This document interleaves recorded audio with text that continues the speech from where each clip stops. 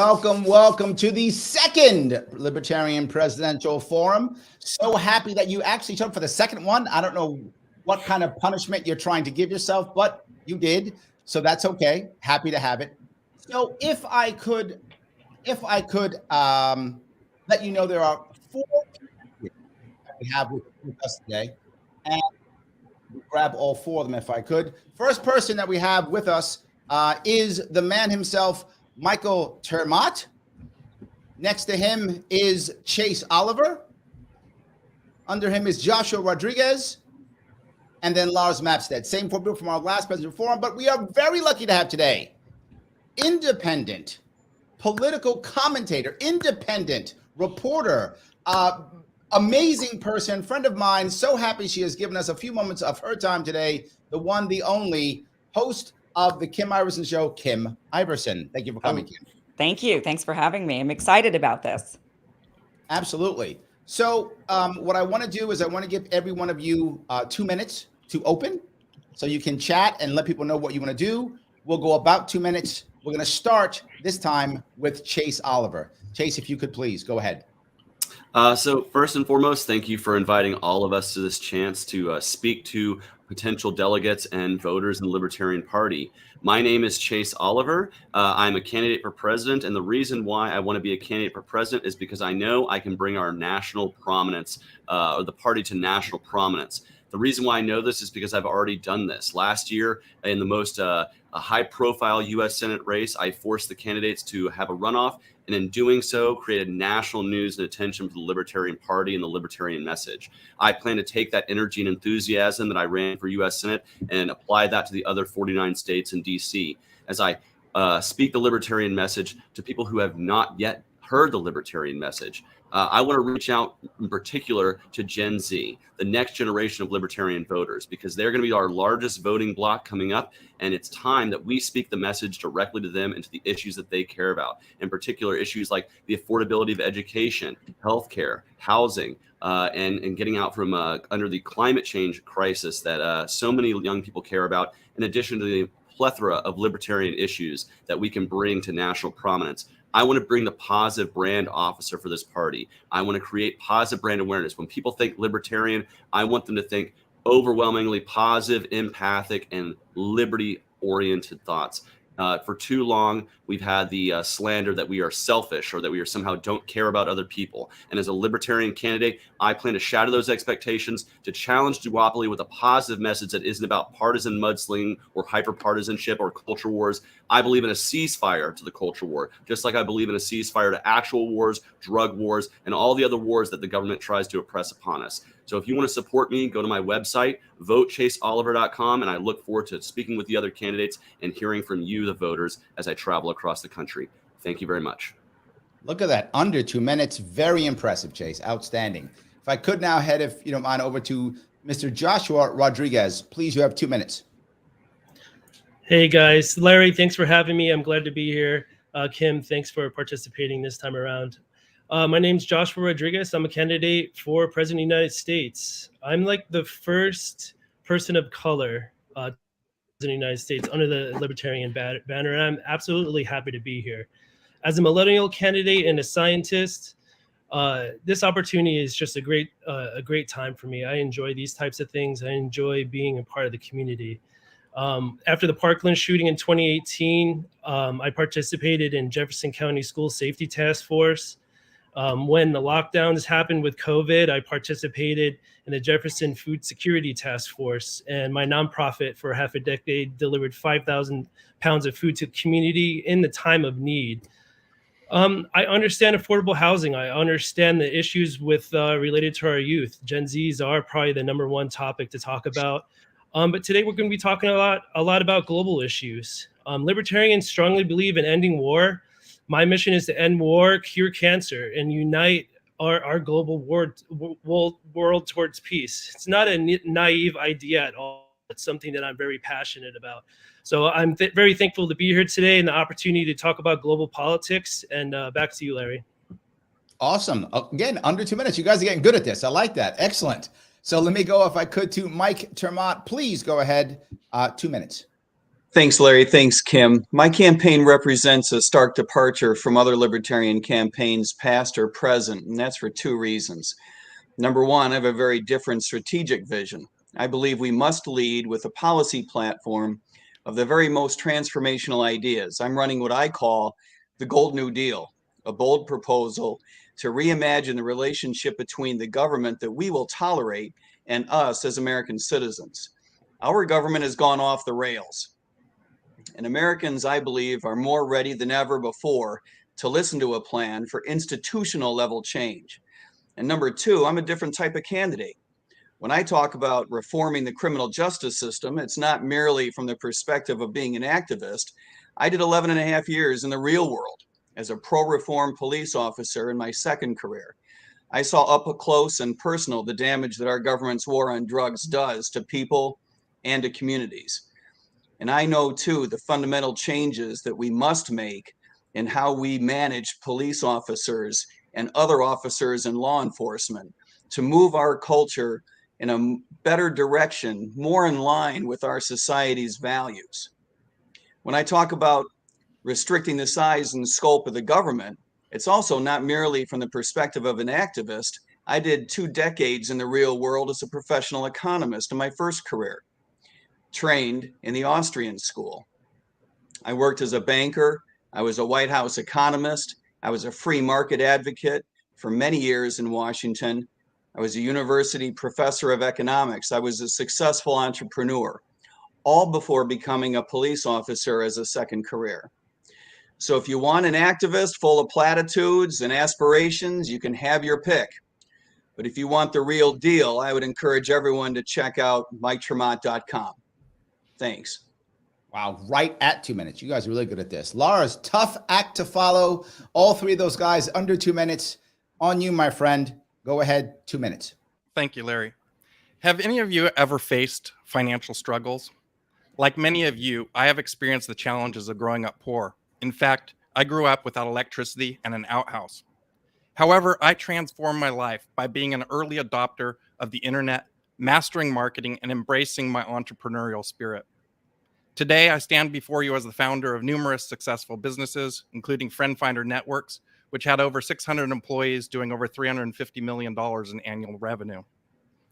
I never planned to enter politics, but witnessing our government becoming increasingly authoritarian and hypocritical, I could no longer idly sit by.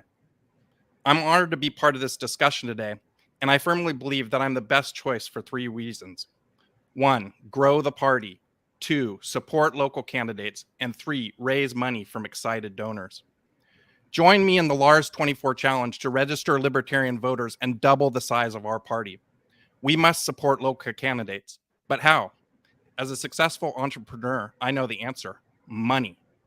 Our goal is to amplify the message of liberty, and to do so, we must focus on fundraising. I'm building Go Gold, a platform to support all libertarian candidates' fundraising. Beyond bold messaging, we need bold action. I aim to put us on the map in 2024 by winning an electoral vote for our party. This electoral vote would finally grant the Libertarian Party the national legitimacy it deserves. As your presidential candidate, I will use my social media marketing expertise to reach more people with our message than any of my competitors. I want to share the same success and opportunities I found with all Americans. Let's unite to make the Libertarian Party a powerful force, demonstrating that individual liberty, limited government, and free markets are the keys to a prosperous future for everyone. I'm Lars Mapstead, and with your support, I promise to put libertarians on the map in 2024. Very impressive. Everybody under 2 minutes. Nicely done. I appreciate it. I hope that the audience was able to get that. And if you are watching or listening now, do me a favor, help us grow this by clicking that like button. I know it sounds very internet-y, but it is. We want more people to actually do this. So please click the like button. And if you happen to be watching this on Twitter, please retweet this right now while we're into it so that people can see it, jump on board, and keep watching this. It does matter. Retweeting and liking is important. So I want to begin the first question on, I think, one of the biggest things that's happening to us right now in American foreign policy, and that's the conflict now in Ukraine. I don't know if you want to call it a war or a conflict, or however you want to deal with that issue. Right now, we're in it. And I know that most of us libertarians, we would have never been in it, but we're there now. We are there. We're in it. And in many cases, we're pretty deep in it. How would you, as president, right now, say, get us out of it? What would be the plan to get us out of Ukraine right now? And I'm going to start, if I could, with Joshua. Joshua, please, if you could take that question and start off with that one. Yeah, obviously libertarians, right? Especially myself, we want to end war, and that's the goal. Mm-hmm. We don't want to spend $1.5 trillion on any more military equipment or military ending. We want to bring our troops home. It's an interesting question because right now we're spending so much time and money and energy on another war. All it's causing is more people to enter into poverty, especially those folks at Ukraine. The one thing I would do immediately is just bring any opportunity to bring our equipment home, all our funding, just get it back, just stop, pretty much. We need to be like countries like in India, right, where we're a neutral country, where we're just basically uniting the world together. Right now, we're on the brink of war with Russia, and what's happening now is China is secretly backdooring us with countries like Saudi Arabia, right, with deals that were being worked out for in secret for the past 2 years. And so BRICS is getting stronger, and now we have to deal with the United States currency faulting. There's a big war on the United States, and it's becoming scary. So if I understand what you're saying basically, yes, stop bringing stuff home. That's it. Bring all of our equipment back home, all our lethal weapons, and stop the funding immediately. Okay. Anybody else want to jump on that one right now?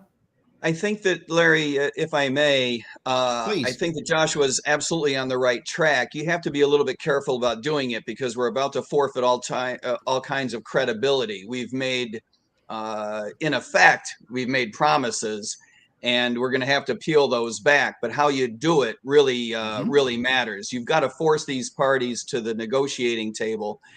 Look, the Ukrainians already know that we want out. They ought to also already know what now CNN and everybody else knows, thanks to the leaks, that our investments have not been paying off and are not likely to pay off in the long run. The Ukrainians should know that they need to get to the negotiating table. The trick is to get the Russians to the negotiating table because they think that they can wait this out. I think that they're probably wrong about that. I don't think it serves their interests, but it would serve our interest and the interest of the Europeans if we could remind them that they're going to have to reach a negotiated settlement, because if this continues to go on, we may be getting out, but the rest of the European partners may be of a mind to get in, and that's going to serve no one's interest. So we need to remind them that this needs to end and needs to end now. Okay. Chase or Lars, you want to take a piece of that? Yeah, I'll jump in right now. And when we talk about getting things to the negotiating table, we do have to remind that the easiest way for the tensions to ease in Ukraine right now is for Russia to cease their aggressive war in Ukraine. And we have to remind Russia that it's actually in their interest to do so. What they've done since invading has actually emboldened Europe to actually have more people join NATO. If Putin's objective was to weaken NATO or weaken the resolve of European nations from joining NATO, he backfired when he invaded Ukraine. And I believe the only way to actually pull back NATO's influence and strengthen the region is for him to actually stop the invasion of Ukraine. You will never see NATO break up while Ukraine is being invaded because they now feel threatened. We've seen Finland joining. We see Sweden even looking to be joining shortly thereafter. If Putin did not want to have NATO on his border, well, he is doing a terrible job of this right now. But yes, we don't need to be supporting directly with arms. I don't believe, no matter the nobility or how you feel about the fight in Ukraine, taking money out of somebody's pocket and using it to fight wars overseas is unjust, particularly when we're not being directly threatened or attacked. Even in World War II, we did not get into World War II until we were directly attacked. Now, we were doing Lend-Lease operations and weapons of that nature. That's a whole different topic. But the fact is we didn't jump into World War II until there was a direct threat to us. We don't need to be directly jumping into this operation. And as we've seen with leaks, there are already special forces on the ground, and we need to be actually pushing back against that action and joining those in Congress right now who are saying we need to stop giving a blank check to Ukraine. I do believe in that. Okay. Now, I do believe that we do need to stand up against Putin's aggression, though. We have to call it what it is. It is an aggressive act of crossing borders. And that's my position on Ukraine. So, Lars, give us your take. Yeah. So this reminds me of Iraq war and weapons of mass destruction, right? That Okay. we were told all this stuff about how we had to go in there and take care of this problem, that it was a threat to world security. And I guess, when I think about our foreign conflicts, the American people don't have all the information. In fact, I think we have very little of the information. That there's a lot of stuff going on that we're just not privy to. So armchair quarterbacking what we would do without all the information is a little bit challenging, but we can have principles a bit of which we like to rely on. And for me, we don't need to be involved in foreign conflicts. We need to bring our military troops home, get out of foreign conflicts, stop projecting American imperialism across the globe. All it does is piss everybody off at us and makes us the enemy. We've tried our best to punish Russia with sanctions, and all we've done is drive them into the arms of China and Saudi Arabia and the BRICS countries, and we're causing a big problem, like Joshua said, with our currency, and our global reserve currency is under threat. If we lose global reserve currency, probably a 25% haircut in all the standard of living for Americans. And this is a very serious thing, and we should not take it lightly. I hate war. I hate the loss of life. I feel like if I, as president, what I would try to do is immediately start trying to work on some kind of agreement, some kind of come together and figure out what we can do to stop the killing and stop the aggression that's going on there. I don't feel like we've done a good job at reaching out and saying, hey, we want to, broker some trade peace agreements, right? I feel like that hasn't really happened, and I feel like that we should do that and try to end the killing. Anybody else want to touch this topic as we're on it for right now? It's clear that we're in a proxy war. Just to wrap it up, I think it needs to be said that we are at war today. As much as we all lament the fact that we got into this at all of us who said that this was going to lead to an actual war with actual American troops, with actual participation, we were right. We're at war now. It's not merely a proxy war in the sense that the president's been there. We have over 1,000 troops there today. We're spending over $100 billion. And by the way, we're manufacturing product for this war. We're not just sending stuff that's sitting out, behind the barracks. We are manufacturing stuff just in the same fashion as we would if we were in any other type of war. And we need to take that very seriously in terms of bringing it to a close. Excellent. Joshua, you had something you wanted to go ahead, please. Yeah. After the nomination, when I get the nomination for president on the Libertarian Party ticket, I want to go to Russia. I want to go to Iran. I want to go to China and broker peace between these countries, really solidify peace deals. It's just something that I feel is important and necessary, if possible, right? So Okay. Ahead, two points I'd like to just kind of add here to cap this Yep. off. First and foremost, I've been an anti-war activist my entire career. I just see American imperialism as the same as any other country's imperialism. We should impose imperialism. That doesn't require us to be giving money or weapons to anybody. It requires us to use our voice and our freedom of speech to speak out against imperialism wherever it exists. And I would also say that the only way to broker peace between nations is for those nations to do it. We can't just insist upon always being the peacemaker. We can't always force people to the table. When we do that, we get bad deals. Sometimes the two sides have to come together independent of us. And we shouldn't always insist upon being the world's police. And that involves diplomacy as well. Sometimes the countries have to talk it out themselves. Lars, you want to put a bow on this, or are you good? Yeah, no, I think we should just not be aggravating the situation by sending $100 billion of U.S. taxpayers' money over their weapons. I talked to a guy in Alabama who he was part of the requisition thing and sending over our used goods to them. And he gave me the process of that. And that was quite interesting. But yeah, we just need to not be sending our money over there. We've got enough problems and mounting ballooning debt at home. And $100 billion would go a long way to helping solve some of our issues at home. Kim, do you want to do a follow-up on this, or do you want to start your own question? Please feel free. Well, I want to piggyback on this topic of foreign policy, but I want to pivot towards China. We've got a lot of hawks in Washington right now who would love nothing more but to also pick a fight with China, as right now we are seemingly in a proxy war with Russia and potentially marching ourselves into one with China. And in fact, some of the hawks in Washington have mentioned that if China makes any sort of aggressive move toward Taiwan, that the United States would militarily defend Taiwan. My question to you is, and we'll start with, I would like to start with Chase actually on this one. You can, or did you start off last time? Should we start with somebody else? No, Joshua started last time. Chase is fine. Okay, so Chase, Happy to so we'll start. start with Chase on this one.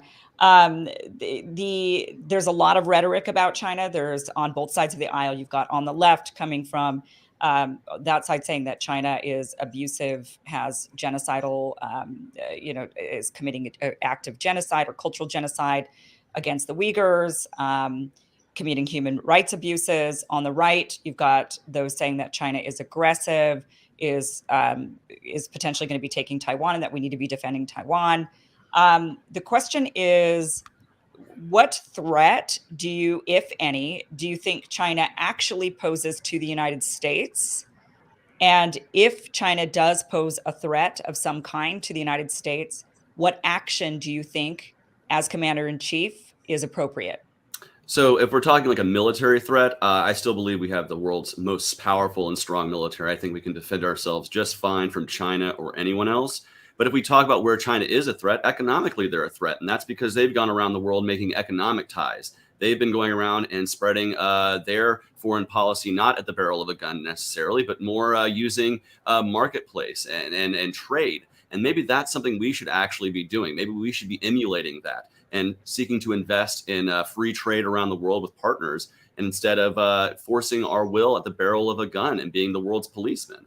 I think that's something we can absolutely speak to. Now, speaking to the human rights abuses in China, we can naturally, I don't believe we should go to war over what's going on in China. We can speak out about what's going on in China. We can demand that people rise up in China and free their own country. That's one of the, we're not going to support that stuff. That's not our job. It's not our job to free the world. It's people's jobs to free themselves. Like, we can't force democracy at the barrel of a gun. We saw this in Iraq. We tried to export democracy. We tried to export democracy to Afghanistan. Tell me if those investments have paid off, or if we think that that's a worthy use of our time, our money, our blood, and our treasure. It's not. But what we can do is we can start investing in free trade around the world, and we can be the economic powerhouse that stands up to a China that abuses its citizens. We can be, with a libertarian free trade foreign policy, and one that's rooted in human rights and dignity, we can show the world what the alternative to autocratic, communistic kind of trade policy looks like from China. We can be the beacon of freedom around the world without having to go to war with the world. And I think that's something I sincerely, I believe in that kind of stuff. I believe that our marketplace potential outweighs our military potential in terms of being able to change the world for the positive. And again, I think we need to maybe emulate what China's been doing and investing in those relationships around the world without using the barrel of a gun, but instead saying, how can we increase trade with you as a partner? I think that's a much better path to be taken than a military path with China. Let's compete with them economically. Okay. So then I'll pass that off to, we'll go ahead with Lars. Oh, that's great. Thank you. I feel like it's not really a big threat. I think that America always likes to have some person to point as the bad guy, and China happens to be the people that they're pointing at right now. Trump put a lot of trade restrictions on China. That was one of his answers to what they were doing to us. And I think that is exactly the wrong thing to do. And the reason why is, I go back a little bit, and I think about the Berlin Wall. And the Berlin Wall, everybody was afraid. When I was a kid, I was afraid of ducking cover under the desk because the nuclear bombs were going to fall from Russia. And then the Berlin Wall fell, and a lot of people weren't expecting that to happen. And why did the Berlin Wall fall? Well, the Berlin Wall fell because economics dictated that people were fed up with living the way that they were living, and they wanted a better future for themselves. And so they made that happen. And I believe the same thing can happen in China. People see what we have. We need to lead by example. We need to tell the other countries and just show them that we're the best option. I'm not afraid of China. I'm not afraid of China taking over Taiwan. They also want what's best for their people. Obviously they have authoritarian problems and they do have a lot of issues with harming their own people, but they also have a belief that their system is the best for them. And let's let it play out. Let's compete against them economically and show that we're the better option. Okay, let's go ahead with Joshua. Yeah, thank you. I think the fact that Taiwan can't defend themselves, is problematic, right? China has said that they want to be prepared to invade Taiwan in the year 2027. Right now, China is dealing with a youth unemployment issue. Kids don't have jobs, and so right now that's the main focus, especially for their president. We have allies that we have lost under Trump's administration with South Korea. Right now, we have Japan in the region as well. And so when smaller countries can't defend themselves, they make partnerships, and partnerships like the United States are important, and we're an ally. I strongly believe we made promises with South Korea and Taiwan, so we have to really uphold those promises. And so, like my colleagues were saying,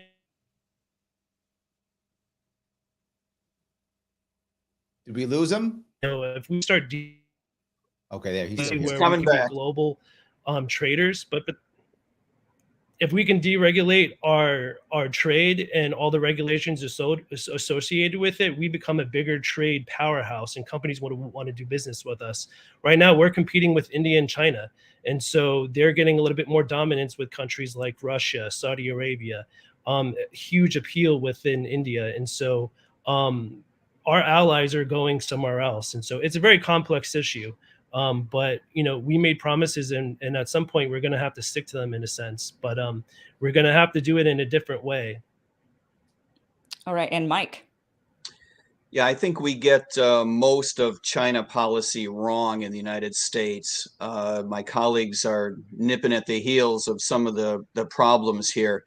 I think there's three big categories in which we get these things wrong. Number one, viewing China as a military threat is absolutely incorrect. They're not about to invade us. The reason we're so afraid of them is because they want to project their own military power throughout the Pacific, and specifically Taiwan. And the reason we care about that is because we've made the mistake of signaling for 20 years and longer that we would protect Taiwan. And now we've got all this investment internationally and American in Taiwan.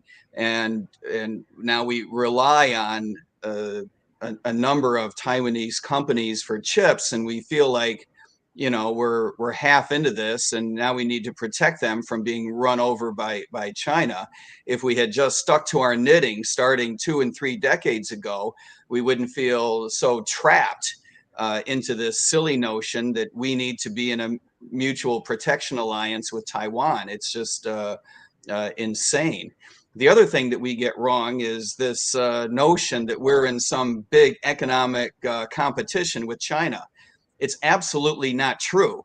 The Chinese are after our intellectual property. That's a problem. It's a civil rights issue in the United States. We need to protect our citizens. And by the way, Chinese foreign nationals that are here, we need to protect them too. And we need to get into all the technological issues around that. But this idea that China is going to project power throughout the world because of their economy, I think is dead wrong. We now know that China is not even going to overtake us in terms of the size of their economy, much less the discretionary resources it would take to mount a military machine that would threaten us in any way, even in the Pacific. They are not going to reach our standard of living in a way that would give them discretionary funds to project sanctions or to form some type of economic alliance that is going to, ruin our day by boxing us out. These things are just not going to happen. They have made horrific investments around the world in terms of their Belt and Road Initiative. They are all about 20th century technology. If I had to bet on an economy, as much as I'm pissed at the federal government of the United States, I would bet on us. They are doing everything wrong that you would want to have done in terms of developing an economy, from suppressing individual rights and creativity to reaching bad deals abroad, to picking winners and losers. And by the way, doing a bad job of it. Even if you believed in socialism, you wouldn't want to bet on this government because they're just objectively speaking, not good at it. Like I say, the third thing that we get wrong is believing that we have an interest in preventing them from showing muscle in any of these regards. The big threat to starting a war in the Pacific is coming from the United States, particularly today, sending submarines into an area where, it may be that that's where World War III begins. But we need to recalibrate our military projection to avoid these kinds of things. So I believe that our interests are wrong, and I believe our assessment of China is wrong, both militarily and economically. Can I just dig in a little bit more on this and have you guys answer something? China, so just kind of going off of what some of you have mentioned about China being an economic threat. One thing that has been raising a lot of alarm and eyebrows is that China has been increasingly able to buy up American resources and infrastructure. We have a country that is largely for sale to the highest bidder. And oftentimes that highest bidder is a foreign country or a foreign national. And when they come into this country and they're able to buy up acres upon acres upon acres of farmland or other sorts of influential industries, they are then able to buy influence into the American political system. They're able to have that power because they own large sectors of certain industries. So there is maybe a threat from China of actually domestically. So even if you just erase completely the foreign interventionism that the United States might be thinking about when it comes to Taiwan, and if you just focus here on the United States, China or any other country really could gain increasing influence over the United States' political system by buying up these industries. Do you think that, now I know this is a libertarian forum, so I'm really curious about your answers on this. Should there be any sort of mechanism that controls the ability for foreign nationals, for foreign nations to buy up resources, American resources, taking those opportunities away from Americans, even if they are the highest bidder, because of the potential influence they could have over our political system? What are your thoughts on that? And we'll just go in reverse order. So Mike, if you want to start with that one. No. So just free market, let them come and buy everything. Yes, free market, let them come and buy anything that they want to buy. I think that two things need to be said. Number one, I'm not sure that the way that our federal government works today is worth, fretting over protecting. I mean, what we're actually saying is our system works so well that we don't want the Chinese to come over here and ruin it for us. I think I'd be up for a little bit of chaos.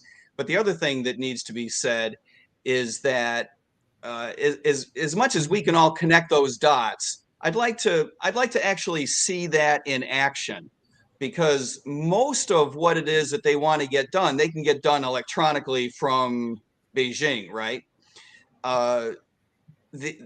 Yes, they can enhance their political influence by being here.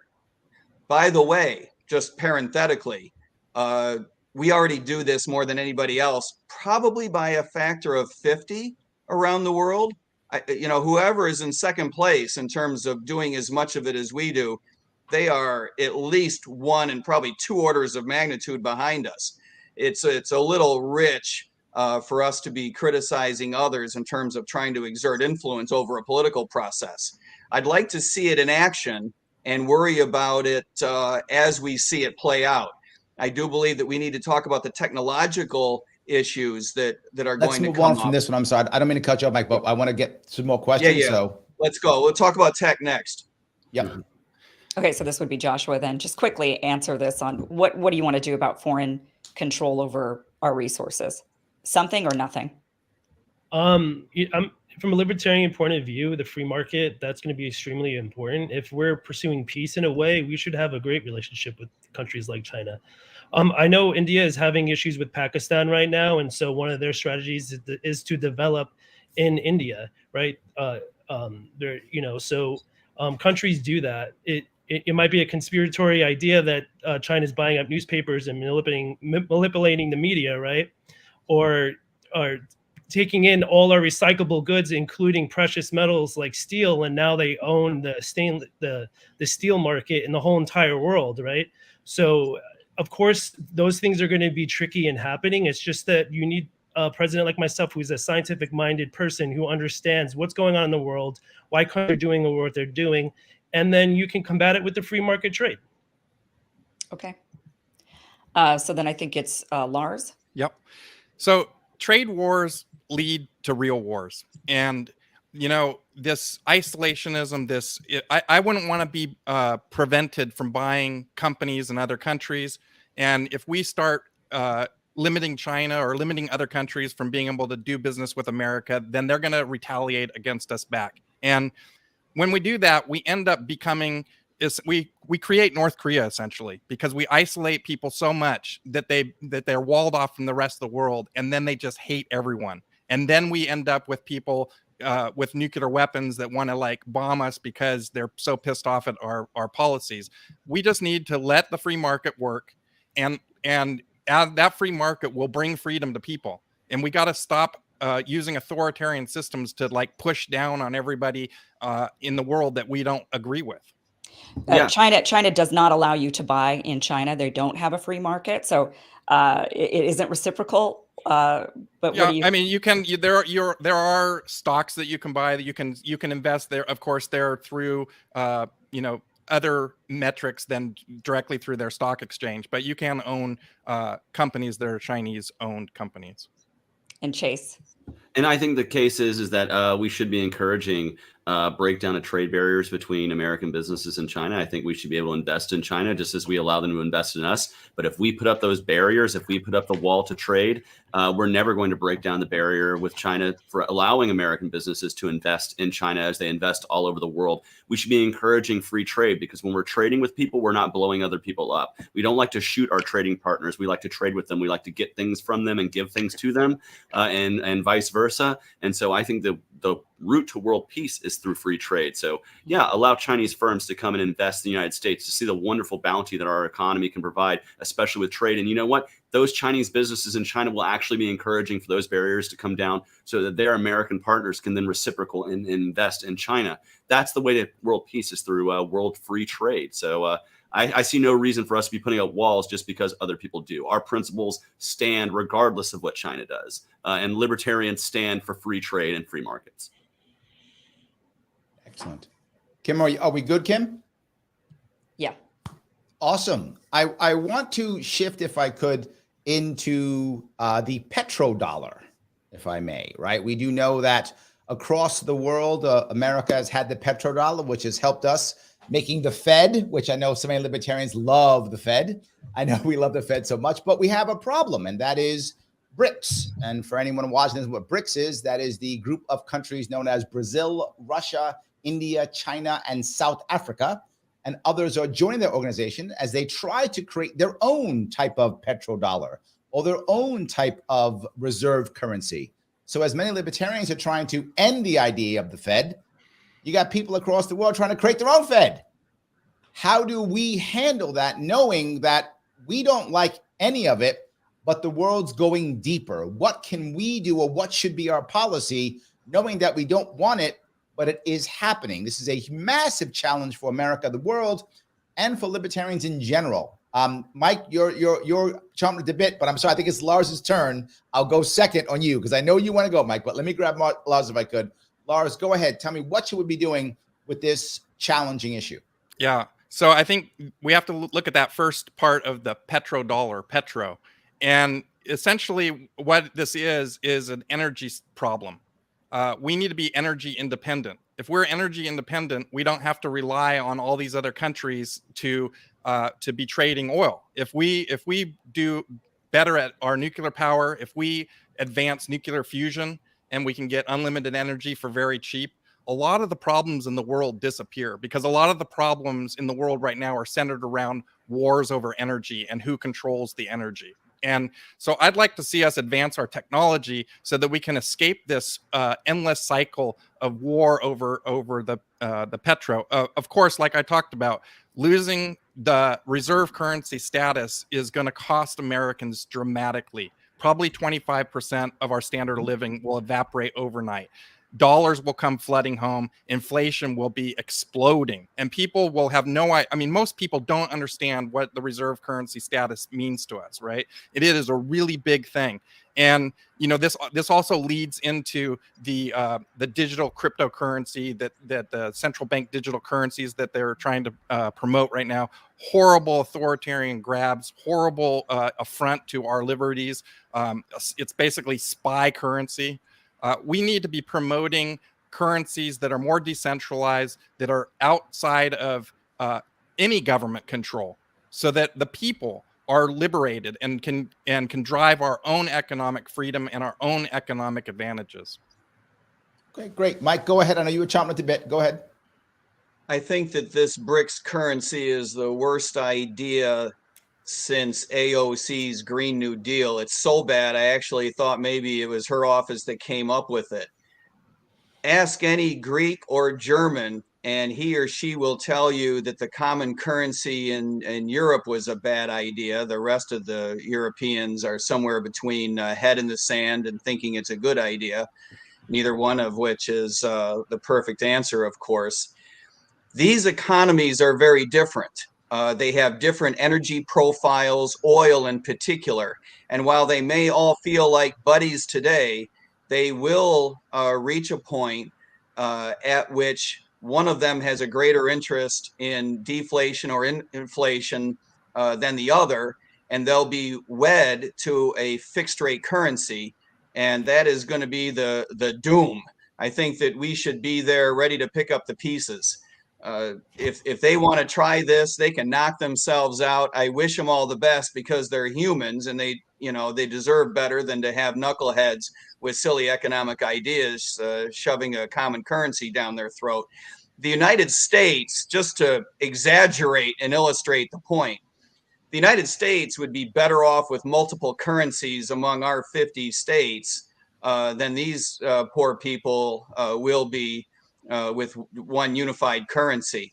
Having different currencies allows you to make adjustments automatically, is the way I believe it should be. You're right. I do think we need to get rid of the Federal Reserve System and go with a rules-based system.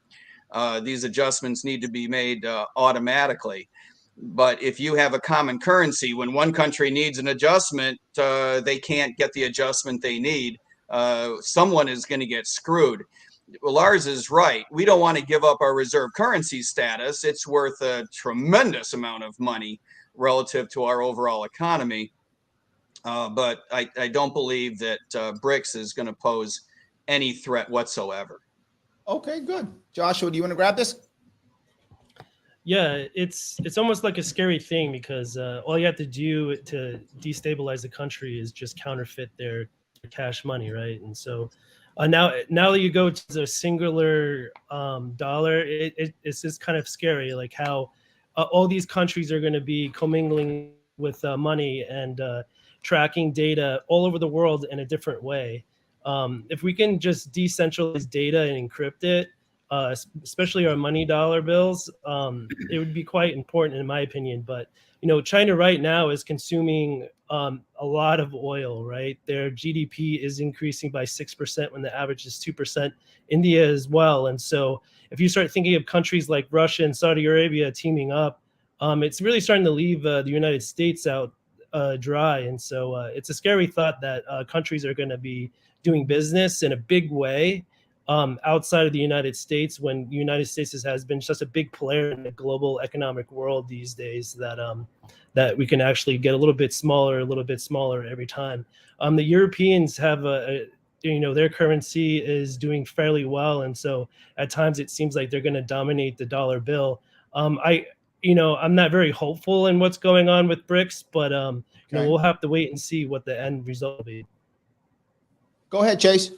Yeah, so I would just quickly kind of echo some of the sentiments of my colleagues here, and the fact that I don't believe BRICS is going to truly be an economic threat to us, because ultimately I think it's going to be a bad system for them to work under, and it's going to lead to more instability and less economic prosperity for those nations. And ultimately, we're going to have to watch them fail because they're going to have to control their own destiny. We can't control and make those decisions for them. But what we can do is when there is that instability and ultimately when those fail, as Mike said, we get to pick up the pieces. And so do other nations that were smart enough to not be involved in that kind of a thing. And yeah, while we oppose, of course, the Fed here as well, just watching a foreign group try to create their own quasi-Fed as well is just kind of terrifying to watch. And like, we wish we could tell them, oh my God, this is the biggest mistake. Please join us in dismantling central reserve banking.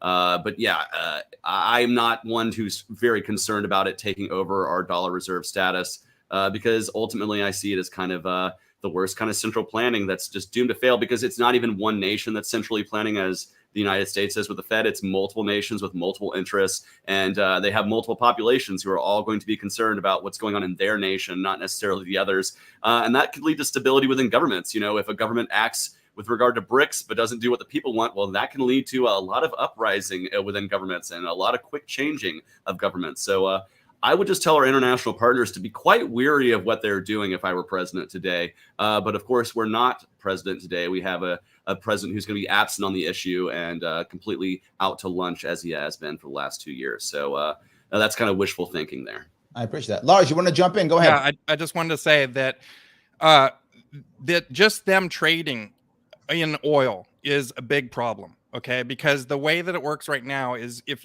a foreign country wants to buy oil, they have to have dollars, which means they had to buy dollars, right? If they no longer have to buy those dollars and hold those dollars, then that money comes back to us. So this, even if it's not successful in them creating a single currency, which I'm not even sure they're really trying to do. I think they're just trying to trade oil and dollars. And just that alone is a real big problem for the United States. And like I said, we need to get to energy independence. But the good news is America has massive oil reserves under our own country. We're not tapping them. We're not using them, but we have massive oil reserves under our own country. Excellent. Kim, do you want to do a follow-up on this or do you want to take your own question? Either one? Well, something that's kind of along the same lines, I suppose. I just want to kind of get more into the CBDC issue. The one thing that we've noticed lately is that some of the smaller banks, some of the community banks are potentially going to be going under. There was a run on the banks. People are starting to become really frightened and they're pulling their cash out of these smaller banks that may or may not get a bailout. And they're going to the too big to fail banks. They're moving their accounts to Chase. They're moving their accounts to Citibank. They're moving their accounts. One of the banks recently that has even been trending has been First Republic Bank. We're seeing this bank is trending because they're on the brink. Now, one of the options is to bail them out, right? And to save these small community banks. The other option is to let them fail. If you let them fail, then again, those accounts will run off to the larger banks. What we know about the Federal Reserve is that the Federal Reserve of New York is actually in control of the Fed. That is what we know from them revealing a little bit about themselves, is that it is predominantly owned by JP Morgan Chase and by Citibank, making, and by the way, Jamie Dimon was very integral in the creation of Citibank, making Jamie Dimon really one of the most powerful people in the world, quite frankly, and really in control of US currency. The CBDC is something that the Fed really wants to roll out. They've been talking about this for a period of time. And the only way they're really going to be able to do it is if the small community banks go under. That is what they need. Hold on 1 second, Kim. Yes. I just want to be sure. Anyone in the audience, can you please define for them CBDC? Central bank digital currency. So this is the Federal Reserve wanting to create a digital version of the dollar. And you would bank essentially directly with the Federal Reserve. And so one of the appeals— Thank you. Just want to make sure the audience got that. That's all. Yeah, one of the appeals of this is that then the federal, you would be with the Federal Reserve and they can bail themselves out because they're the money making, they print all the money. So so you would never have a run on, you'd never lose your account balances. You would never have that issue of needing to figure out what you're going to do if you have more than $250,000 in a bank account. So what they need in order to roll this out is they need a consolidation of all the smaller banks into the bigger banks. They need this in order to control it. So knowing this, knowing that the CBDC is like you said, a spy currency. They would control us. They would be able to cut off our finances if they didn't like what you stood for. They don't like your politics. They don't like the protests that you've organized. Whatever it might be, they could claim that you're a terrorist. They could claim that you're a criminal of some kind, and they could cut off your currency. Knowing this, and knowing that the small banks are at risk because the Fed wants them to be at risk, what would you do about these small banks? Would you save them by bailing them out, or would you let them collapse, marching us closer to a CBDC? Essentially, which is worse in your mind, a bailout of a small bank, or the Federal Reserve control over our finances and a spy currency? So we'll go in reverse order again. Chase, we'll start with you. So I don't think it's necessarily an either or proposition, but I would say, we need to reject CBDCs, obviously, not just for the economic issues, but for the privacy issues. One of the great things about cash is that you can exchange it without a government agent knowing every single time you do that. And I like that about cash. I like that about, being able to trade gold and other things as well. CBDC sounds like something out of a dystopian novel because it is something out of a dystopian novel. It's not something that we want to be supporting.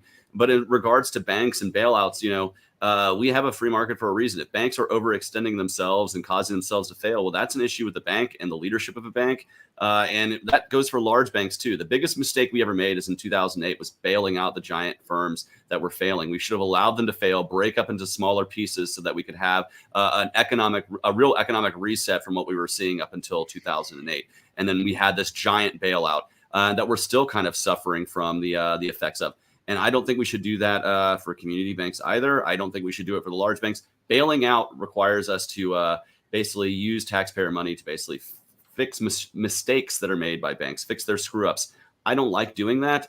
And the biggest thing is it's like taking alcohol out of the hands of a drunk, right? Like, yeah, it hurts at first, right? It hurts for the first few days as they detox, but eventually the body heals and gets healthier. I believe Milton Friedman said something similar to that effect. And so we need to not be continuing to feed booze into the financial system. We need to cut them off from the bottle. And if they fail, they will fail. They'll break up into smaller pieces, and new firms and new businesses will arise out of that. That's how markets work. And we don't need to fear letting businesses fail because they are needing to fail sometimes. Sometimes it is essential for a business to fail, and that includes a bank from time to time. All right, Mike. Well, I think Chase is right. The bailouts in 2008 were a huge problem. An even bigger problem was the government intervention into financial markets, banking in particular, and even more specifically through Fannie Mae and Freddie Mac into the housing markets leading up to 2008, which is, of course, what caused the bubble, the overextension, the crash, and the ensuing Great Recession. And in similar fashion, we need to avoid too much government intervention today. That means that we need to allow banks to fail.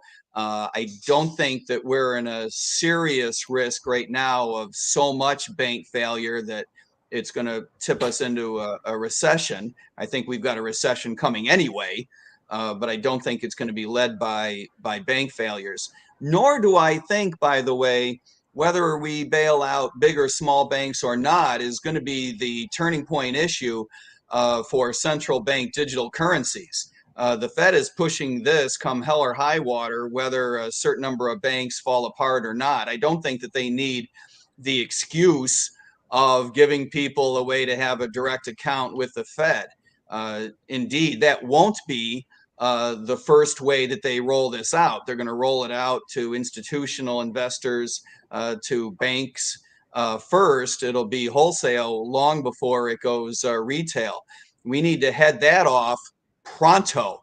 It is a huge problem, not only because it is a spy currency, as someone said. I love that phrase, by the way, but also because it would undermine the competition for the types of currencies that we want to take hold in the United States using blockchain technology, whether that's Bitcoin or one of the others. We are within a few years of reaching an inflection point at which our economy is going to see a real burst of activity in terms of smart contracting.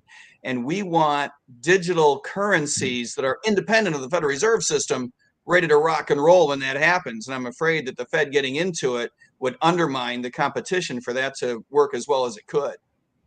Sorry, I meant to go in reverse order, and so I skipped you, Joshua. So you go ahead. Oh, no problem. Thank you. I'm a big person that a person that just loves technology in general.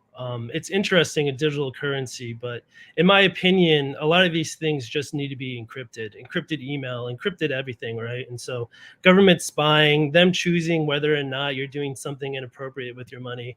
I mean, if they're trying to look for money laundering, under the libertarian rule, we would end the war on drugs, and so that's not going to even be a really big issue, right? Because it's totally legalized, right? So in a way, it becomes almost frustrating, and so I'm obviously generally opposed to it. The federal government obviously shouldn't be meddling in people's lives in any way, especially when it comes to currency at this level. Cities can create public banks, states can create public banks if they want to. You don't need to even be worried about these little tiny banks taking your money. And so there's options, there's opportunities all over the place. It's tricky, right? People love technology. You go to Starbucks, you download money on your app, and you just buy Starbucks. Now Starbucks has $20 billion in the bank from everyone storing their money into it, and now they can capitalize on that, spending it however they want and investing it for you. And so it's a weird world in a way, how digital currency is changing the way we operate in our daily lives. And Lars. Thank you. Thanks. I'm pretty sure, Kim, you called out the Fed, which was pretty awesome. So I appreciate that straight away. Digital currency is coming, and I don't think that anybody here is going to be able to stop it, unfortunately. I think it's a pretty much a set and done thing already. The Fed, they recently announced a thing called Fed Now, which is essentially a way for the banks to transact in digital currency between themselves, and it's the precursor to the central bank digital currency. This is just this is like one of the worst things that's going to happen to us for freedom and an authoritarian grab. It can be combined with your social credit score, and if you don't do something right, you can be deprived of your ability to buy things. If you need medication and they decide you've had too much medication, or they don't like that you have that medication, you can be deprived of that. Everything is going to be tracked. They want this because it allows them to tax everything. And not only are they going to, this would basically replace the tax system, because the Federal Reserve would have all of the knowledge of every transaction that happened, and they could just basically take the tax out at the time of transaction, everything. And so this is just a horrible, horrible thing. I mean, 95% of all transactions are already digital. Very few people use cash, but I want to have the freedom and option of the anonymity of cash when it suits my purposes, or when I choose to do transactions in that way. Now, to the bank issue, no, we should not be bailing out banks with taxpayer dollars. Hell no. Why would we do that? That's not the free market. That creates moral hazard. That creates all kinds of problems, as we've seen from the 2008 fiasco.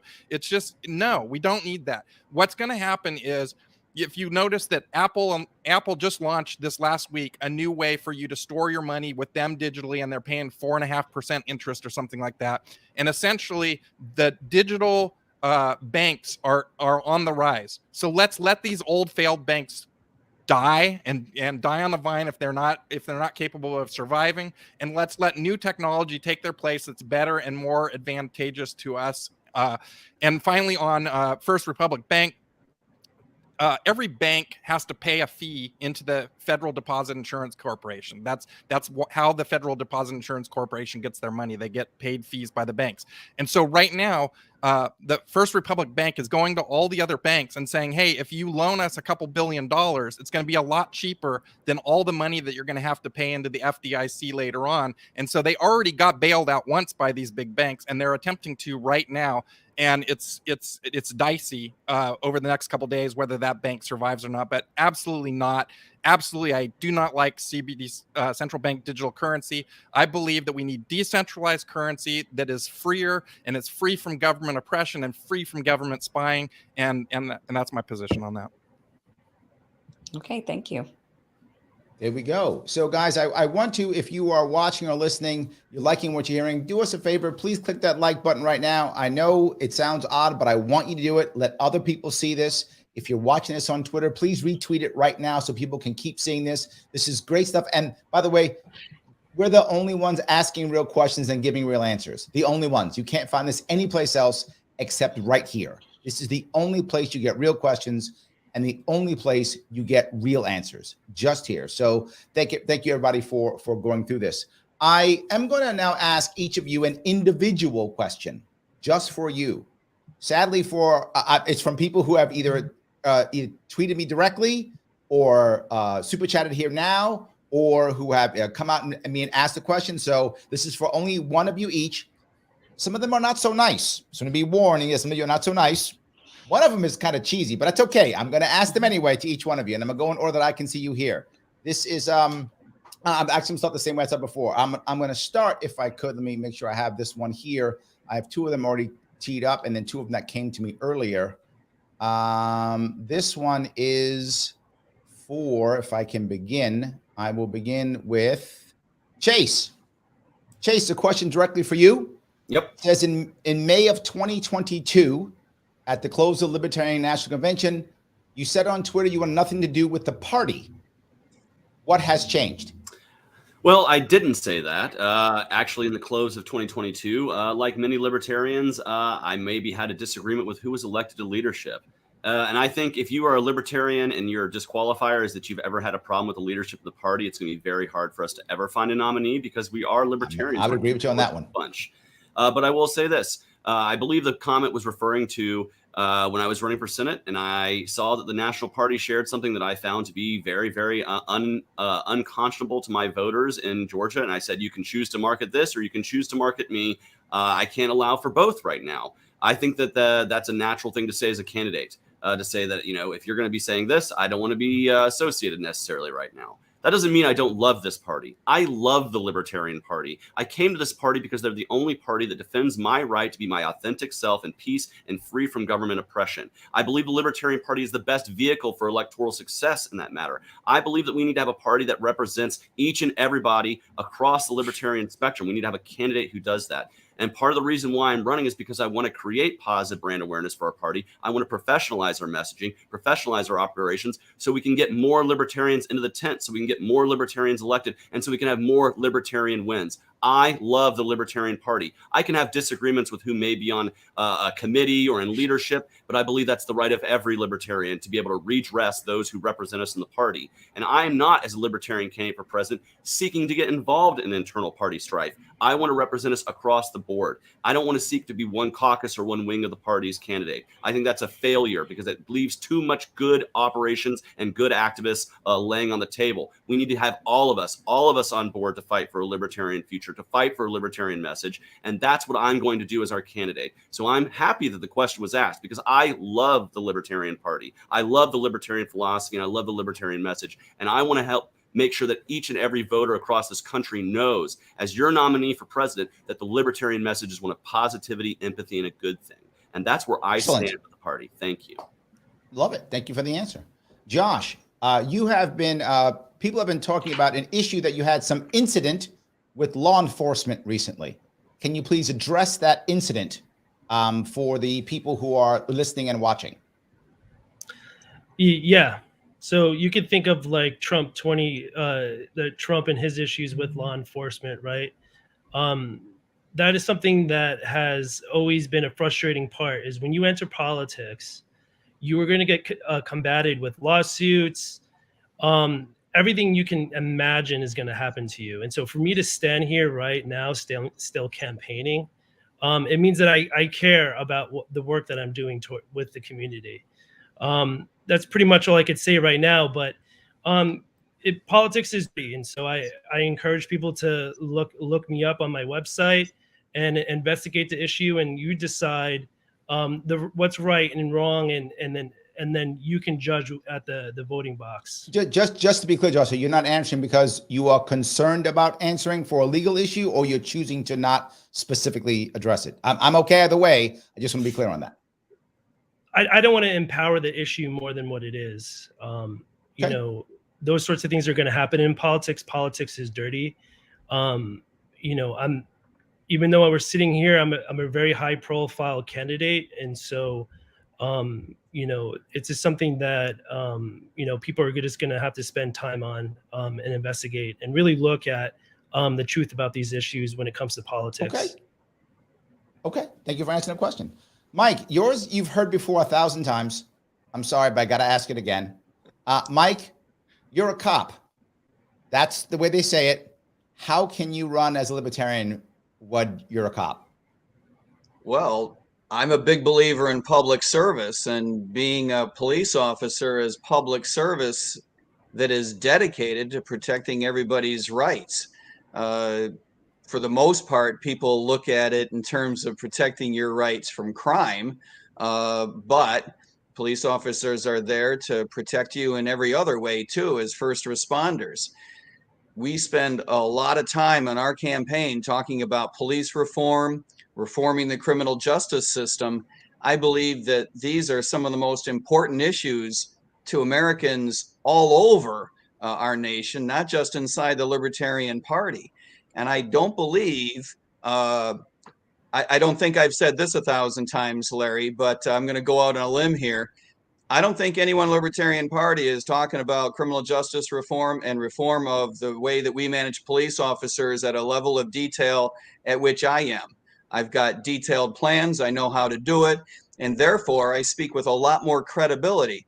But another thing needs to be said, and that is that to go after reform, it doesn't help to be seen as blanket pro-cop all the time. I think that's a silly position. I don't think that Republicans are serious in this regard, saying, you know, back the blue in all cases. We all remember the Republican running for Senate in Arizona, who we all took to task for saying such a silly thing, but yet there were libertarians who were supporting him. I thought that was a dumb idea. And similarly, on the other side, when we say defund the police, like a lot of Democrats used to, they're running away from that position now. That doesn't help reform either. Reform is hard work. It takes a position that is not just knee-jerk anti-cop or knee-jerk pro-cop. It takes expertise and credibility. And I speak with a lot more credibility when it comes to criminal justice reform than anybody else in our party, and I take this extremely seriously. Thank you. And lastly, Lars, yours is the easiest, not the easiest. Yours has the most landmines in it. Oh boy. Who was your favorite 2020 candidate? Spike Cohen, by far and away. I mean, well, he didn't run for president, though. Yeah, that's okay. He was my favorite candidate. I voted for Joe Jorgensen, Spike Cohen. I voted for Gary Johnson before that. I voted for Gary Johnson before that. I voted for Ron Paul before that. I voted for Ross Perot before that. I didn't know that I was even a libertarian until Gary Johnson ran, and I was on Facebook and I took a quiz and it said that you're a libertarian, and I was like, I have no idea what that is, even though I had already voted for Ron Paul as a libertarian.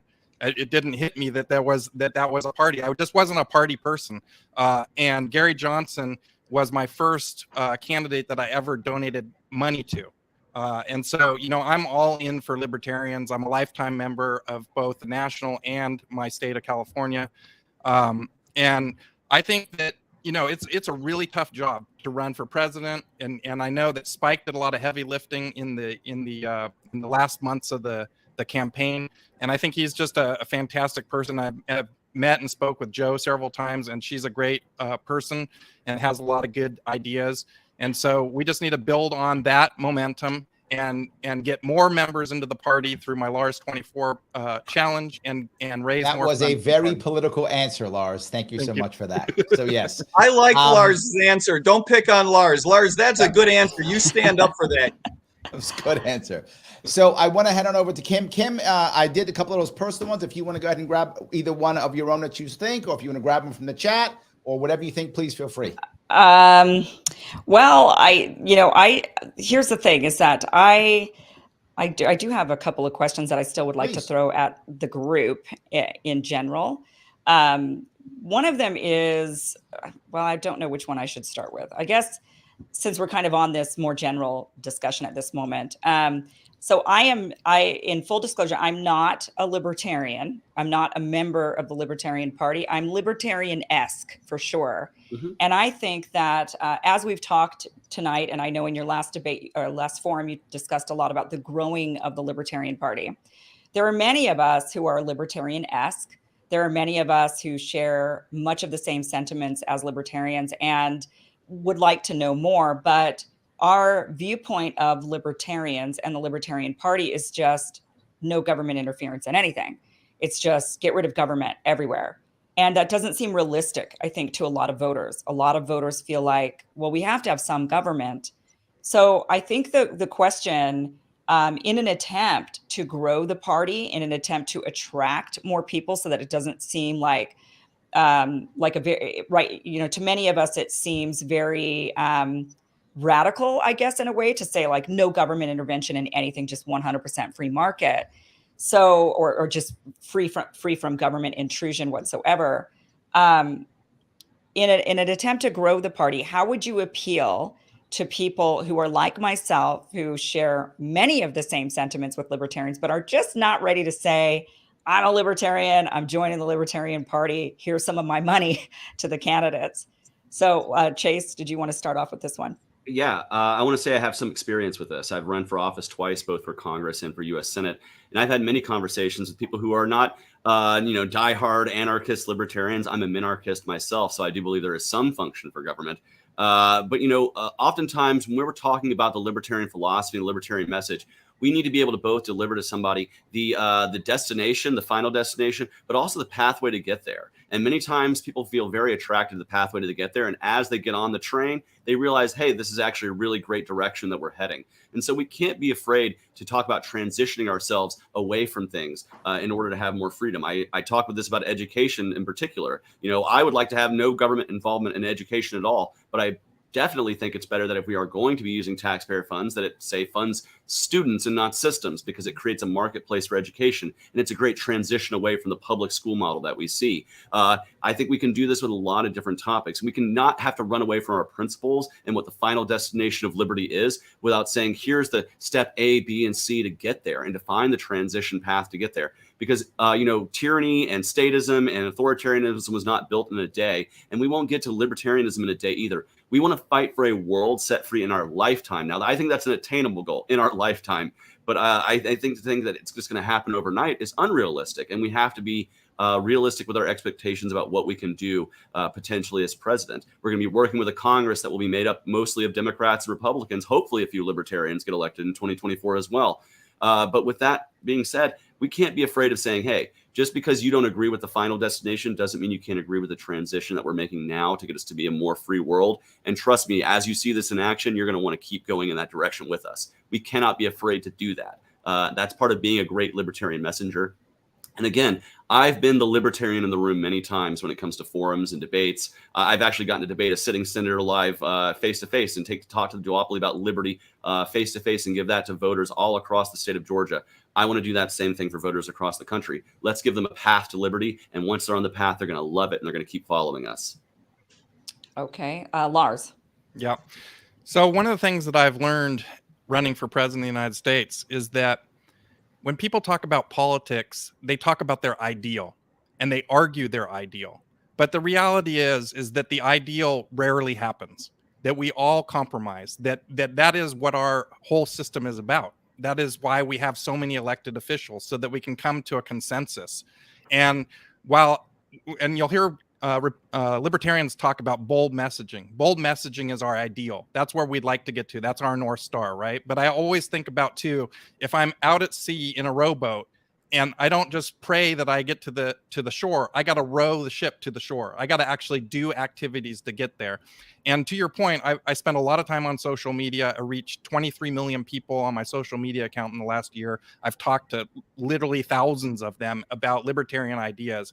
And like one of the things that I sell people on is taxation. And the way that I bring everybody in on taxation is I say, I don't think there's anybody in America today that believes that we spend our money that the government takes from us wisely and efficiently.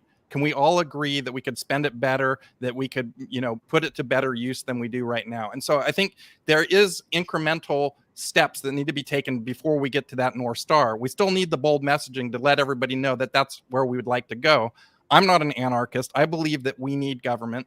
One of the things that people talk about all the time, if you say end taxes, the first thing that they say is, what about my roads? My roads.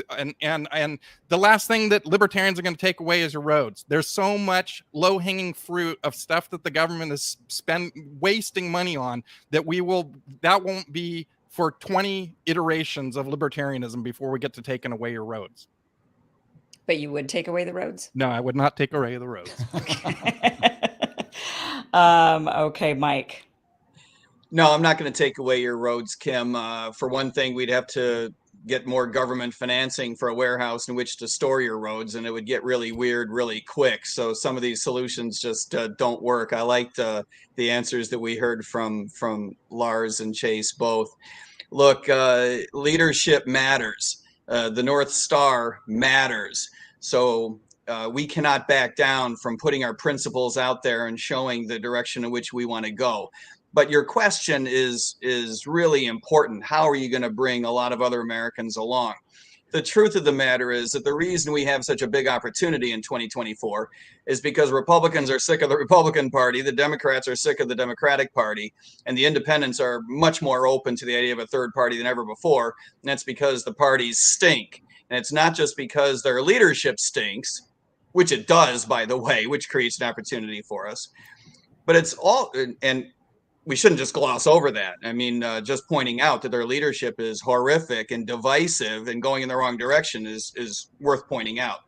But having said that, I believe that we need to lead with policy. And the reason for that is because both of the major parties have drifted away from what used to be their party principles in the past. The Republican Party is not fiscally conservative. It's just not. The Democratic Party is not anti-war. It hasn't been for a long. There's probably a lot of people listening that think, why would you even say that it's not? Of course it's not. Well, because, a long time ago, it wanted to position itself as such.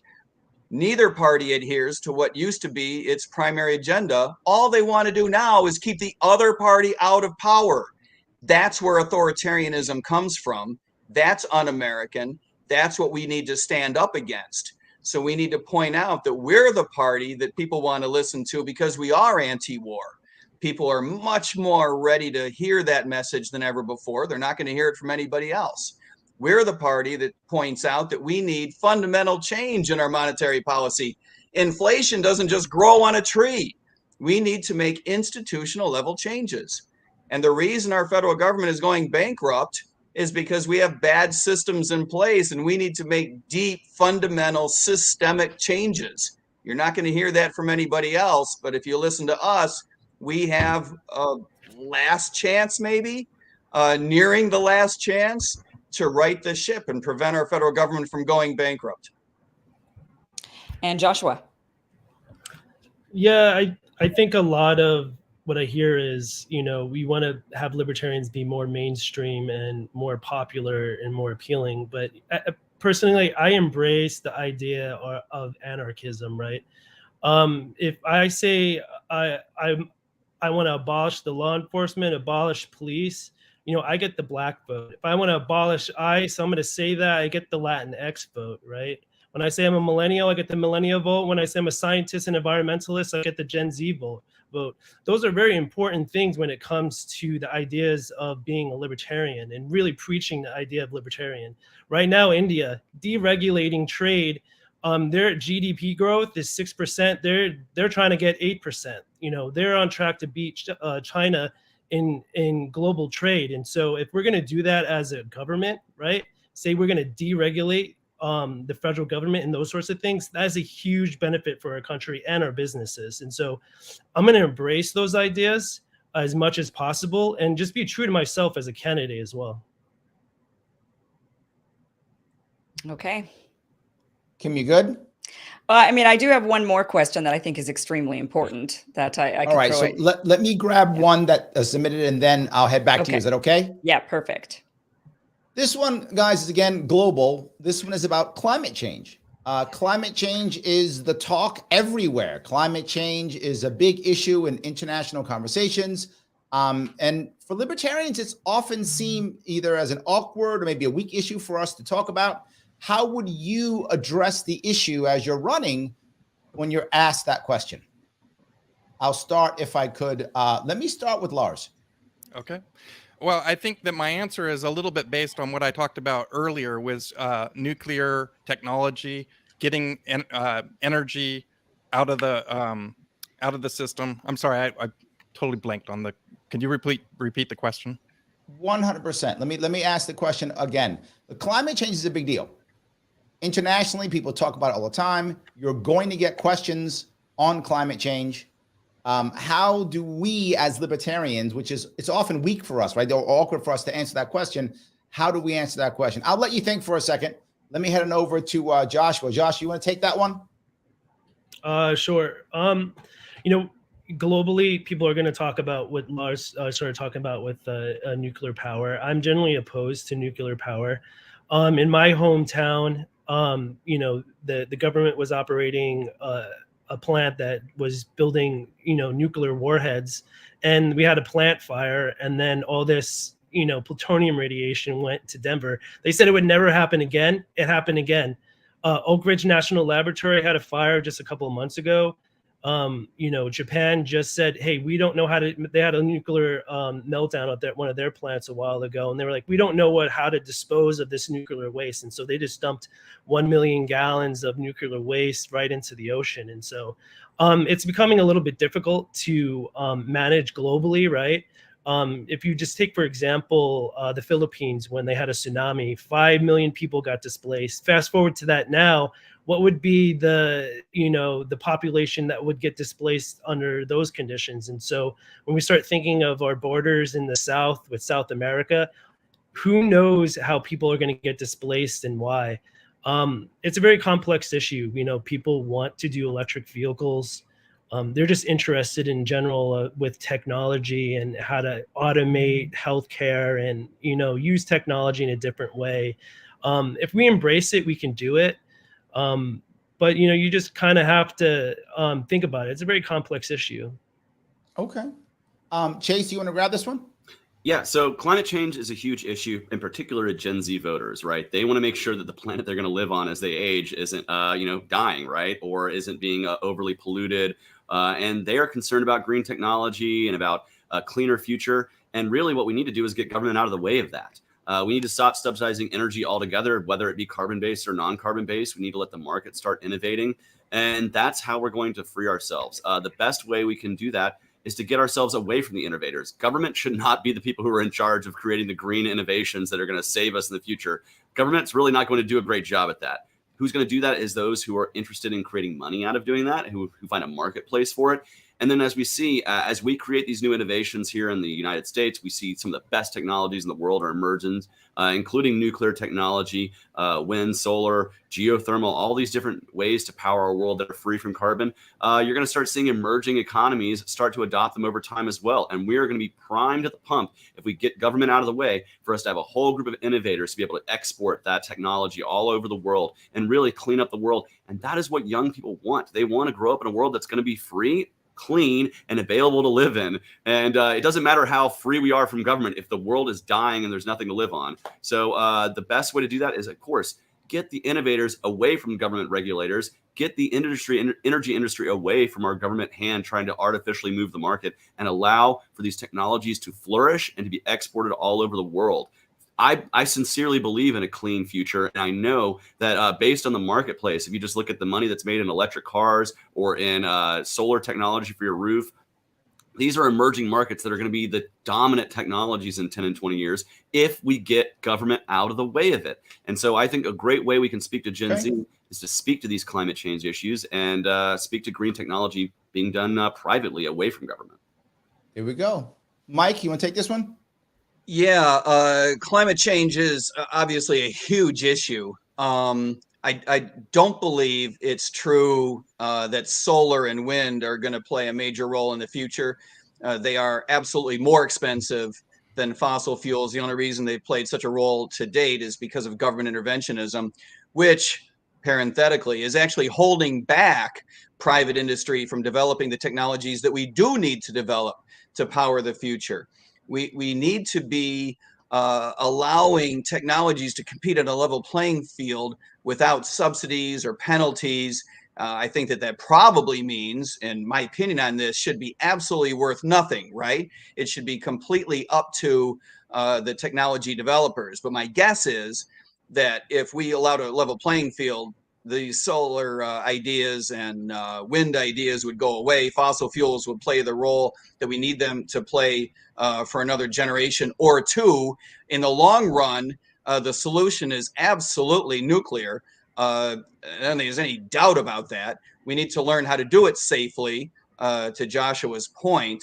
But to Lars's point, that is where the end game needs to go. The only way we can get there is to get government out of the way. There are going to be huge resources required to develop these technologies. And by the way, that's only half the story. The other half of the story is everything that we have to do to retrofit our lifestyles to the changes in climate. Not all of that is merely energy. There are different housing solutions, different transportation solutions, everything from seawalls to hydration to moving water, moving crops, moving people, immigration. There's a whole host of issues that require such huge movement of resources, such huge decisions. These can't possibly be made in an efficient manner under government auspices. And for this reason, it's absolutely doubly important to get the government out of the way. Here we go. Lars, you want to wrap this up? Yeah. So thanks for letting me gather my thoughts. I wanted to talk about thorium reactors, so thorium salt reactors. There's a whole bunch of new nuclear technology that's coming out, and I'm super passionate about nuclear fusion. As I said, that would be a game changer for humanity, as great as the discovery of fire. It would absolutely change the game for humanity across the board. Climate change. Look, unfortunately, climate change has become politicized. It has become almost a culture war issue. It's like you're either on one side or the other side. And I don't believe that climate change is a hoax. I also don't believe that the world is going to burn to the ground in 10 years, right? And the reason that that's the case is when I was a kid in the 70s, they told me that we would have no gasoline left by the year 2000, that we'd all be walking because gas would be gone. And lo and behold, technology solved that problem, and we now have more oil in the ground than we did when I was a kid and they told me we weren't going to have any. So I believe that the solution to climate change is through technology, and we should get out of the way and let technology move forward. We should be pushing and allowing technology to solve this climate change problem. There we go. There we go. So, Kim, do you want to grab another question, and then maybe we'll, after that, let them wrap it up with closing statements? Yeah, this question actually goes well with the last question. So I hear most of you, or if not all of you, saying, get out of the way, let the technology innovate, let the innovators innovate, and government should get out of the way. Do you share that same feeling when it comes to AI? Recently, there was many of the innovators, the best innovators in our country, including Elon Musk, Steve Wozniak, and 1,800 others signed a letter sounding the alarm, saying that at the rapid rate that AI is developing, it would be potentially an existential threat to humanity, that the power of AI is being consolidated into the hands of very few, think Bill Gates. And when you give somebody that kind of power, and we're not talking, we're used to kind of low-level AI. These guys that are innovators, they're thinking way ahead. They're thinking of high-level AI development, and they're saying it's happening rapidly, and that we need to halt the development of AI, of certain AI. They're not talking about ChatGPT. They're talking about beyond that, for at least 6 months to allow regulation to catch up to AI, to ensure humanity's survival, to ensure that we're not going to be controlled by one single person who has all the AI, or that AI is learning so fast, it's learned how to lie to human beings. In one test, they got it to cure some disease, and then they reversed it and asked, they said, can you extend a human's life? And the AI did that, gave them a formula of how to extend a human's life. And then they did the reverse and said, can you shorten a human's life? And it did it. It actually came up with a chemical weapon. So we're talking about something that could really be weaponized against humanity. It could be consolidated to the hands of the few. We could be looking at a new form of monarchy where a king is somebody like Bill Gates. Do you want to rein in and at least regulate to some form, in some way, AI development before it potentially becomes a major humanitarian threat? And we'll start with Lars. All right. So I don't think AI is a threat. When the internet came out, everybody wanted to regulate the internet. They were like, we need to clamp down on this. It might take off and do weird things. And no, there's not an issue with this. You also have to follow the money. Elon Musk, while he's talking out one side of his mouth and saying that he wants to stop AI development, he's launching AI companies left and right trying. So he's oh no, did I drop out? I still Keep hear going. you. We can hear you. Okay. So my video died. So anyway, he's talking out the side of his mouth. I'm not concerned about it. Artificial. Oh, he's on a good run there too. Skynet got him. Yeah, I think Mike, we'll just go to you. Okay, thanks. If there is an idea out there that's worse than the BRICS currency, it's the idea of regulating AI. This could be the worst political intervention into technology since the development of the pyramids. We do not want the great satanic interventionism that could end humanity battling against the other great technological advancement that we also believe could end humanity. This is the battle of dopey titans. No, we do not want government intervention into AI. For one thing, as a practical matter, they just couldn't do it. The most that any government could do would be to either drive it offshore or underground. So on practical grounds, I rule this silly. But on the grounds of innovation, on the grounds of leading to solutions that we all want, I believe that Lars is absolutely on the right track. And I'm glad to see him back so he can finish his thoughts.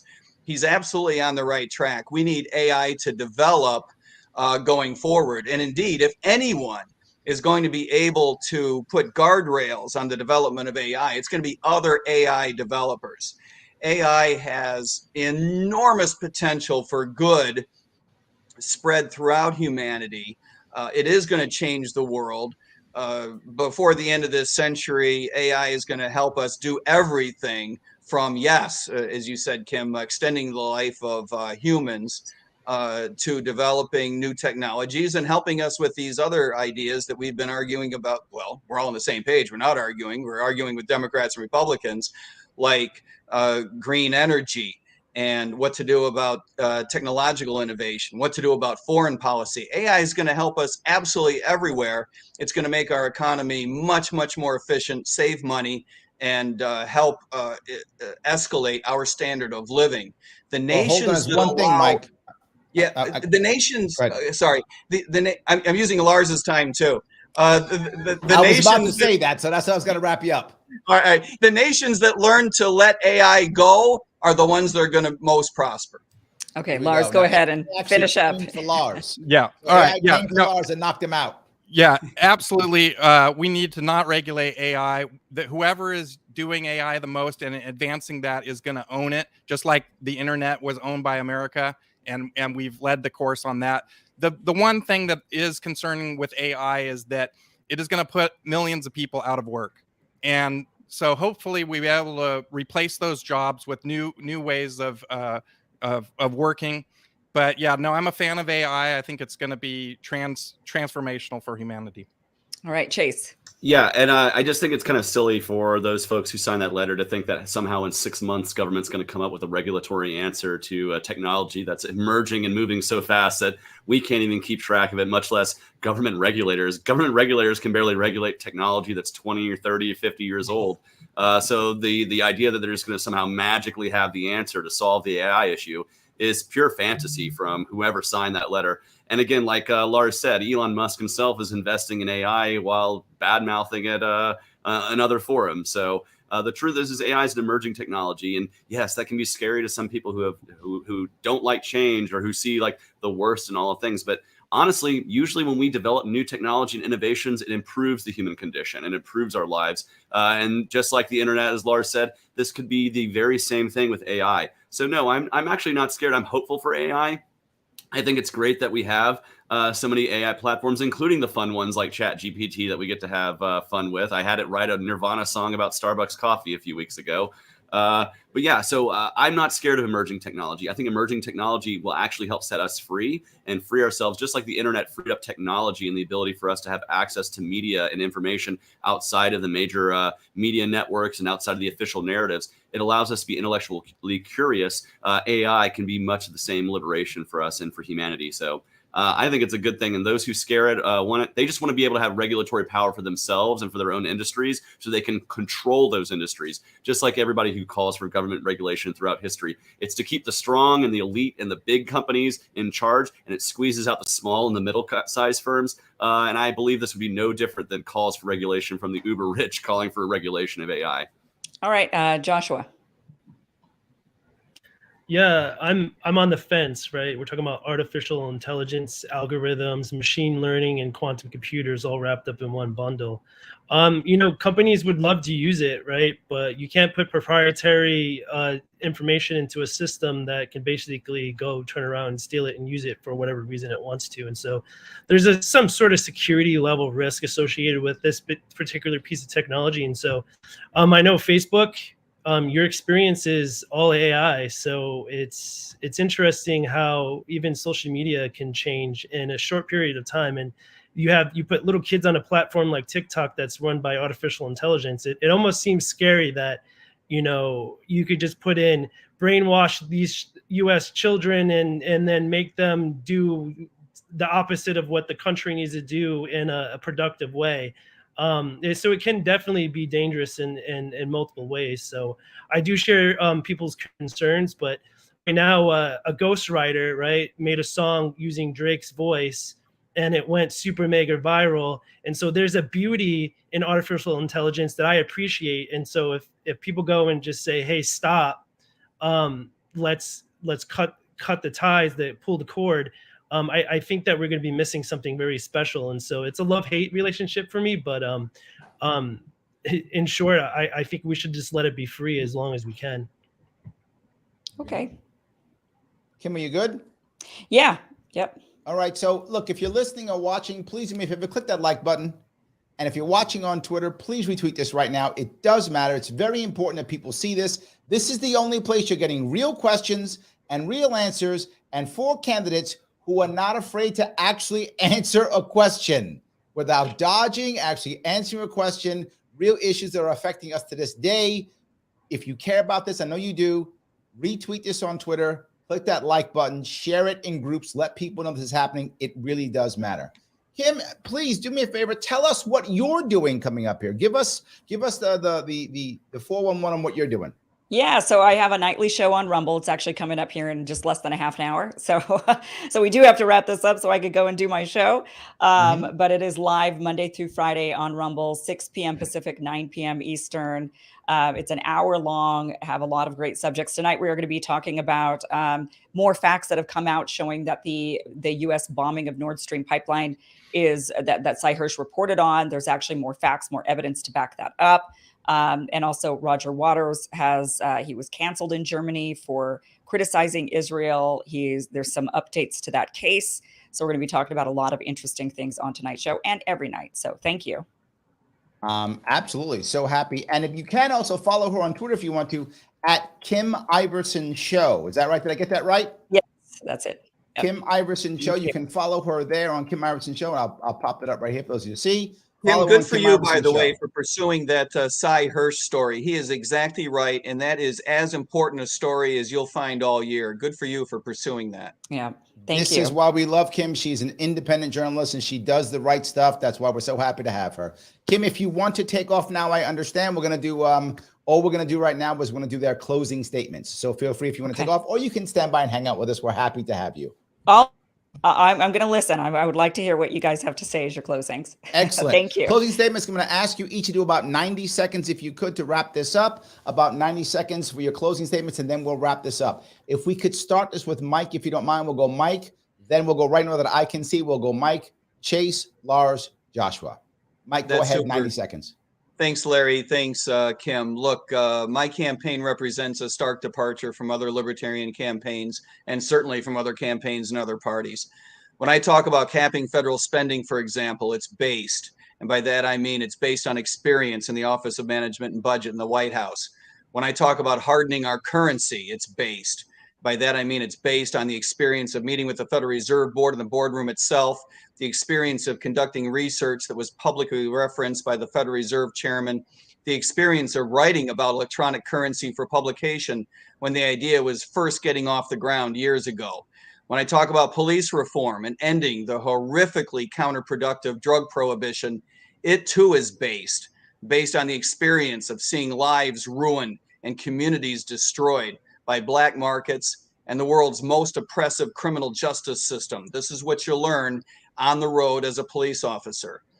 If you want real reform, institutional level change, an end to the war on drugs, an end to the war on poverty, if you want to stop America's war on the world, if you want to end the FBI, end the IRS, end the rest of the federal bureaucracy, and yes, as Larry points out, if you want to end the Fed, then I'm your guy.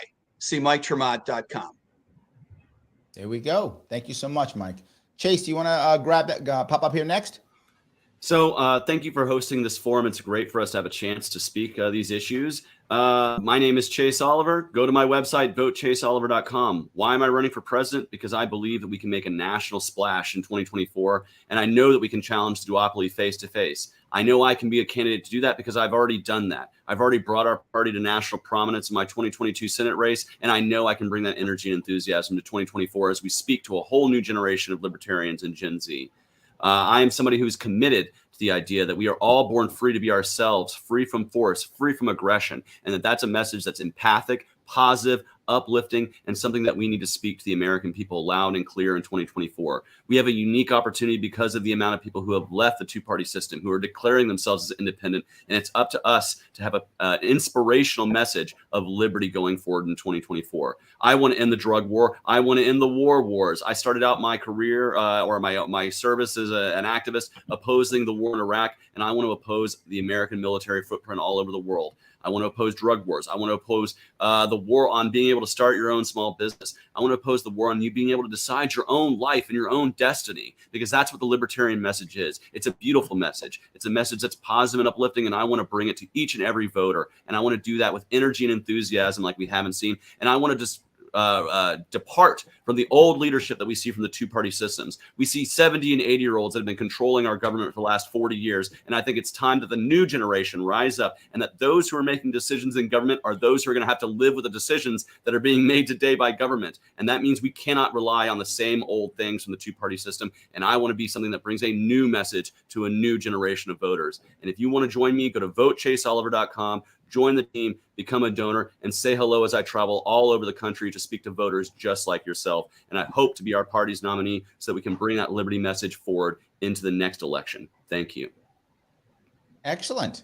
Lars, you're up. You ready to go? Yep. Yesterday, Biden announced his re-election campaign. And with that, there's a real possibility that we will be stuck with the same lousy choices we had in the last election. Many Americans are fed up with these choices. They feel like they have no other option. We libertarians must present a credible alternative to the duopoly candidates. This is a great opportunity for us, and we must not waste it. I have watched my friends suffer under the Buddha government. Most of my friends are regular folks who are suffering under high inflation. It's harder and harder to make ends meet. Like many Americans, the country itself is living paycheck to paycheck, buried under a mountain of debt. I'm sick of watching Americans be rolled over by a coercive government juggernaut. I want a country where people can find success like I did. That's why I'm running for president as a libertarian. From the beginning of this campaign, I've worked hard reaching people that no one in the Libertarian Party has before. I've delivered common sense libertarian solutions to 23 million people on social media, and I'm not stopping there. I've activated the Lars 24 Challenge that will help double the size of our party.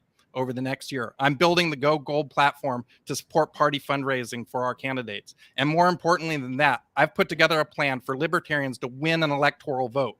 Winning an electoral vote means no one can say libertarians aren't serious. It means we could even have a chance at being the deciding factor in our election. If you're ready for bold action, not just bold messaging, support me, Lars Mapstead. I'll put libertarians on the map.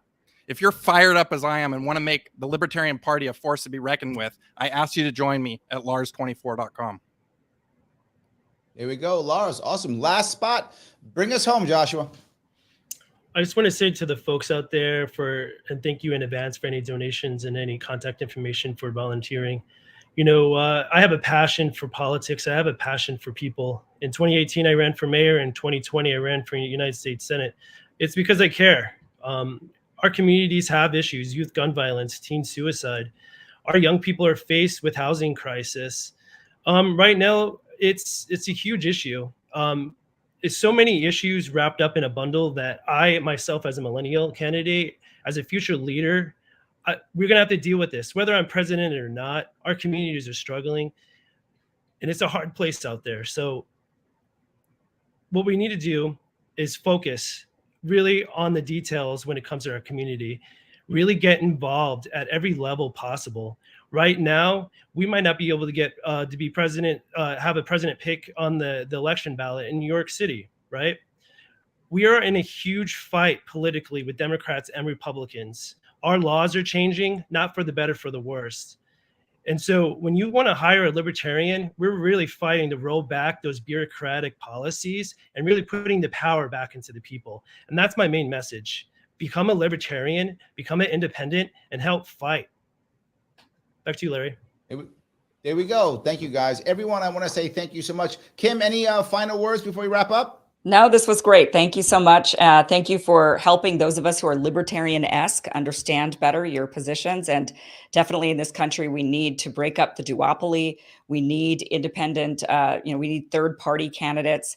So I absolutely am thrilled for this type of forum to help educate people, to bring more people into awareness. We have more independents in this country than we've had, than we have currently of Republicans and Democrats. So there is a wide open base out there to be that's up for grabs for a third party. And these types of forums are definitely the way to help bring awareness and to potentially bring people into the libertarian fold. So thank you so much for inviting me to be a part of this. Absolutely. So everyone watching and listening, please note, you can go to the show notes that we have on YouTube and also on Facebook to follow any of these people here, see what they're doing, check them out, support the candidates if you want to, support Kim's show. It's awesome. Thank you so much for giving me and giving us a couple hours of your evening. I will see you all